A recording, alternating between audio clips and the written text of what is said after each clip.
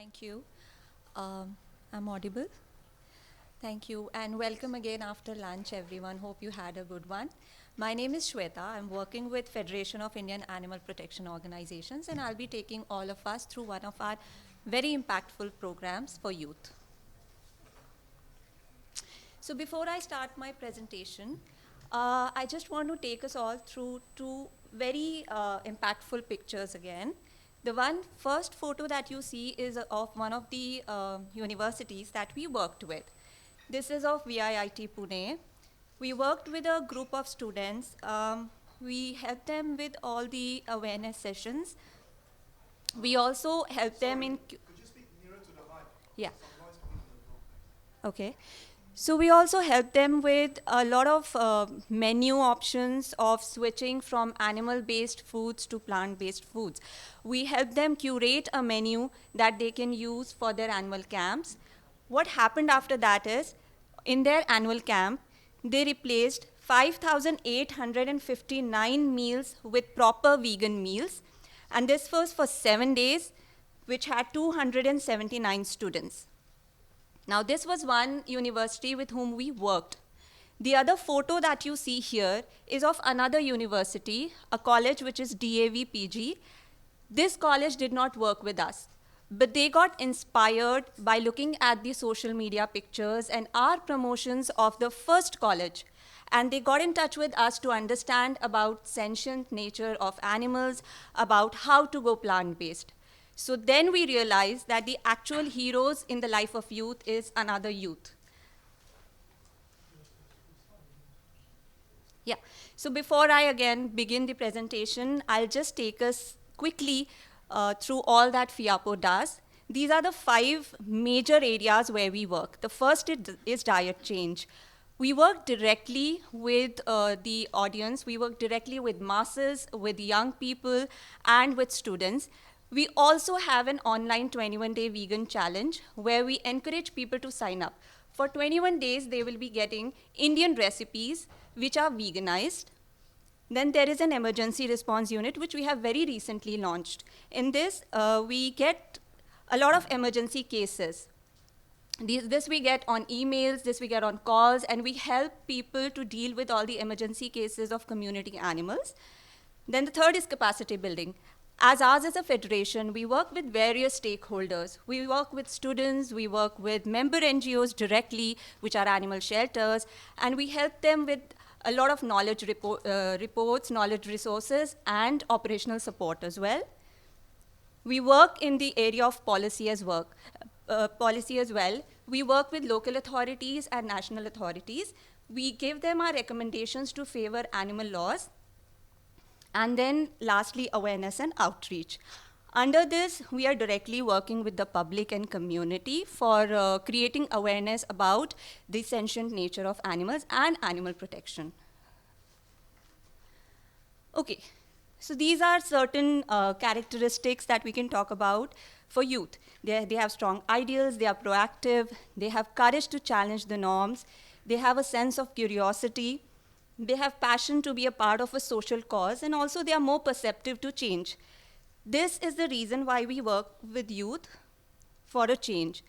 But talking about the practical aspects, when we work with a younger audience, their decisions are based on what their guardians would want for them. So in order to persuade a younger audience, we have to also persuade the guardians.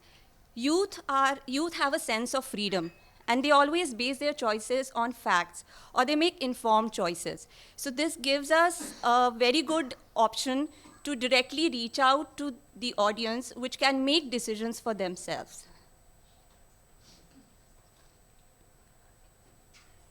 Yeah. These are 3 goals that we base our campaign on. As I'm going to talk about educational institutions outreach, the first goal is increased sensitivity in youth towards farmed animals and their rights. So this is our major goal. We don't know after our session whether a person would be interested in the cause of animal welfare and protection or not. We don't even know whether they would be considering the idea of going plant-based or not. But what we know is that after our sessions, they feel a little closer to the animals. They are aware of the personality traits of the animals, and they somehow can relate to some actions of the animals. So that is our goal. Second is sustained youth-led movements. We usually begin our sessions with explaining these youth how an animal would behave in a normal circumstance. And after they become aware of their community animals, we slowly focus it on farmed animals so that we can bring about we can make them aware of the cruelty as well that happens in animal agriculture. Now, when we talk about sustained youth-led movements, when youth have a feeling that they have proper knowledge and guidance to carry the movement forward, then they curate certain activities. You see a march that is happening here in the picture. This is done by one of the student group of one of the colleges in New Delhi.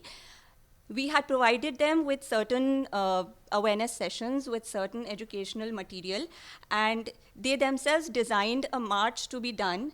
They spoke with a lot of community representatives, and when this happened, a lot of neighboring people also got interested in the cause, and finally continued animal welfare and protection activities in the local areas.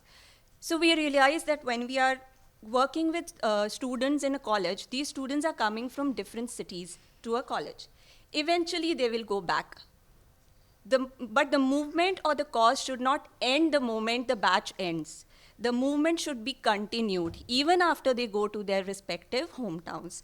So we ensure that they are connected to the activist groups or the network which are near their hometown, and they are also connected with FIAPO's wider network so that all the campaigns that we keep having, they have proper knowledge about it.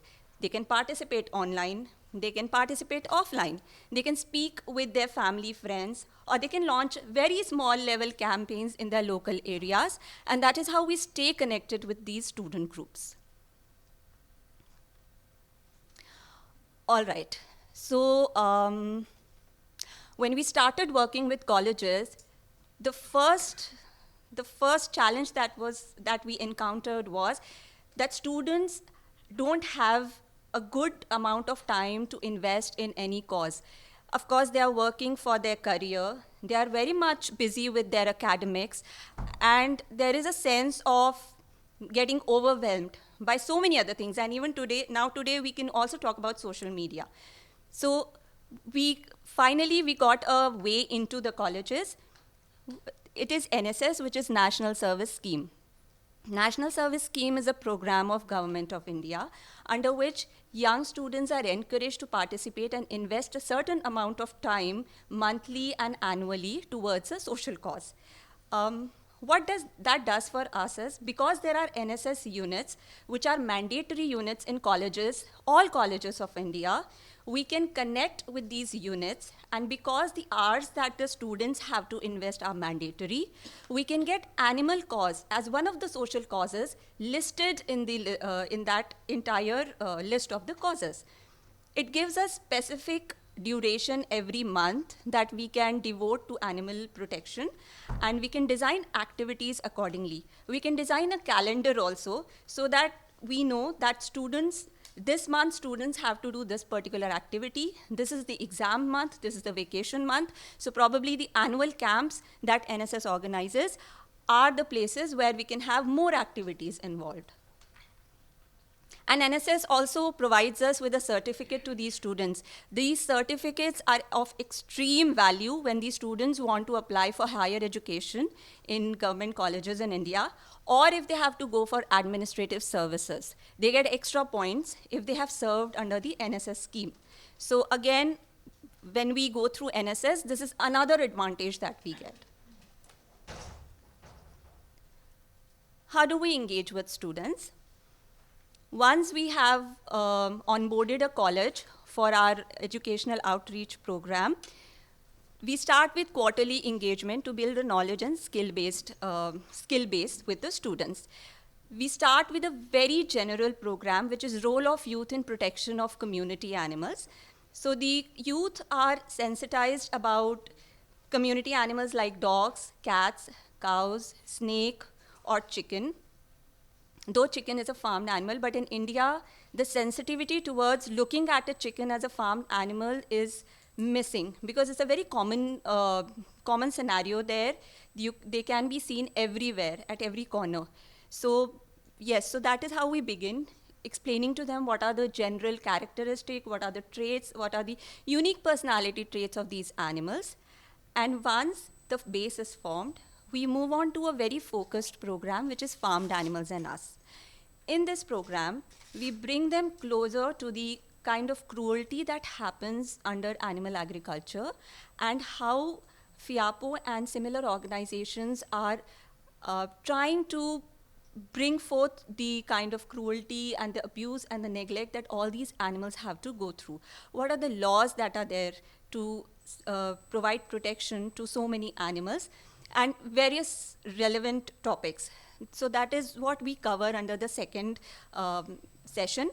And then we move on to activities. So once both the sessions are conducted under knowledge and skills, then we move on to practical aspects.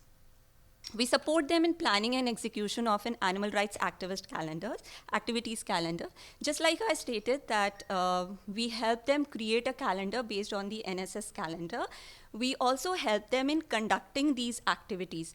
There are various activities that they can get involved in.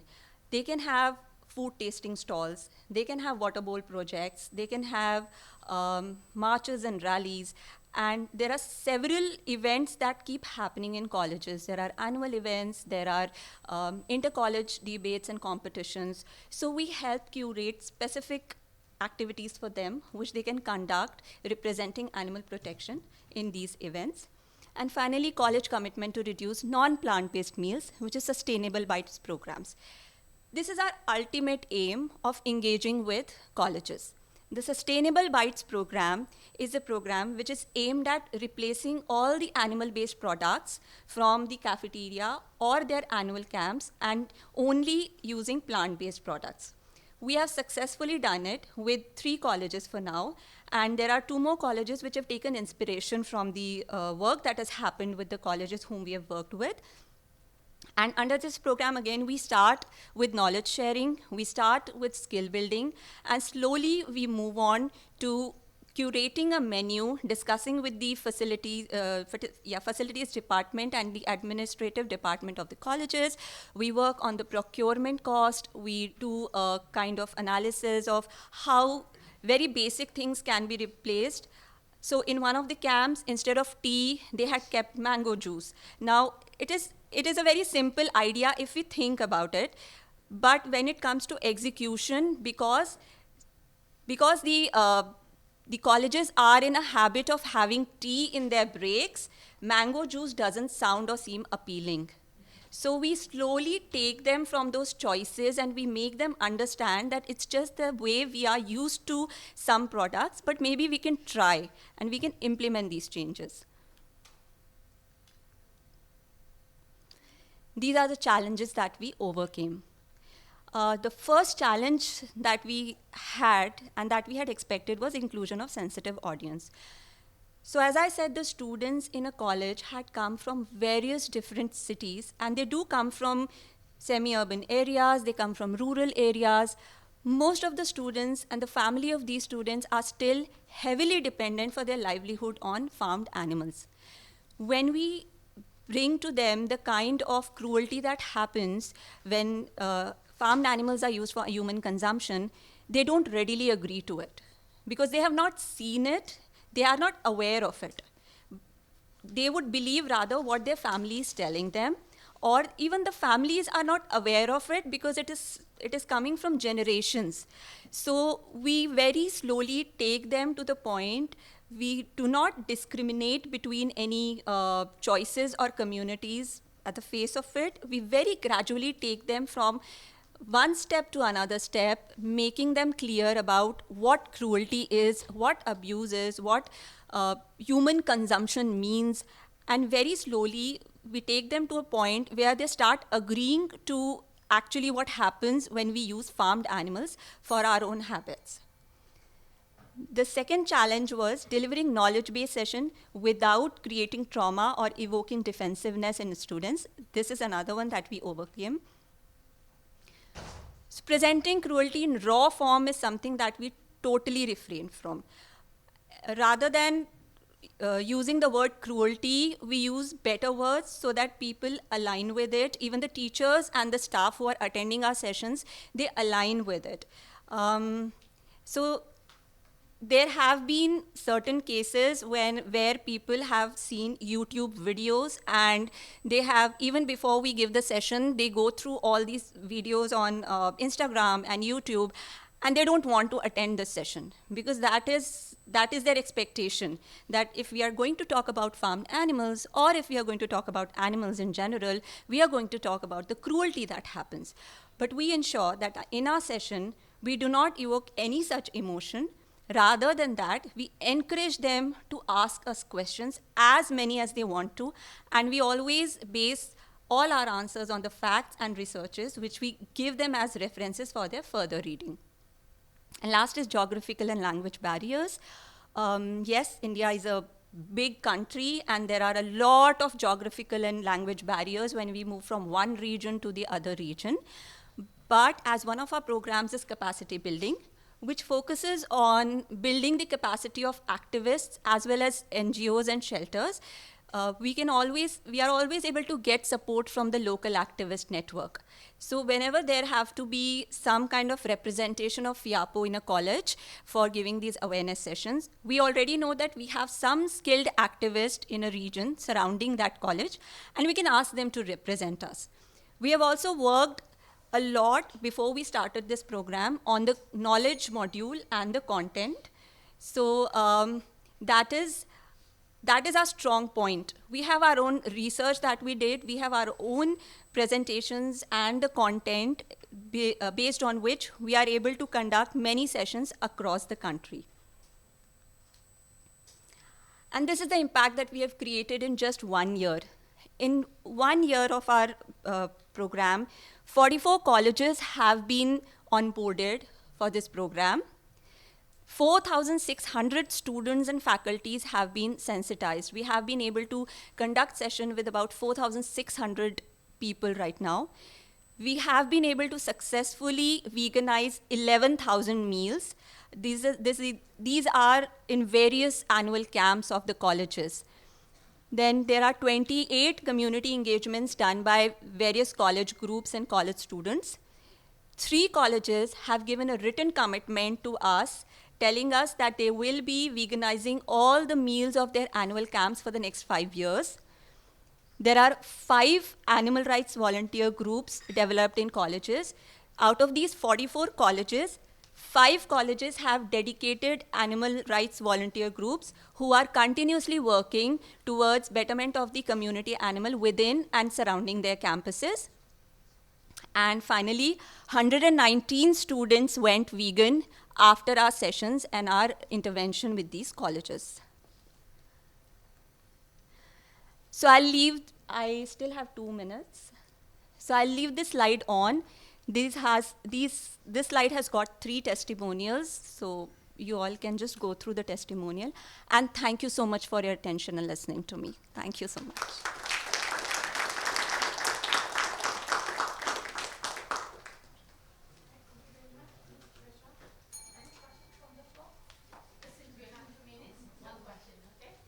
Thank you so much. Yeah, it's a great presentation. My question was regarding veterinary professionals, because unfortunately India is the only country where we do not have animal welfare in vet school as a curriculum. Was any attempt made for that front? Did you try to contact any vet school for this program? No, we haven't yet contacted about animal welfare? No, we haven't contacted. But if you have a connect, please, I would like to speak with you after this. Sure. Thank you. Thank you. Yeah. All right. Thank you very much. Thank you.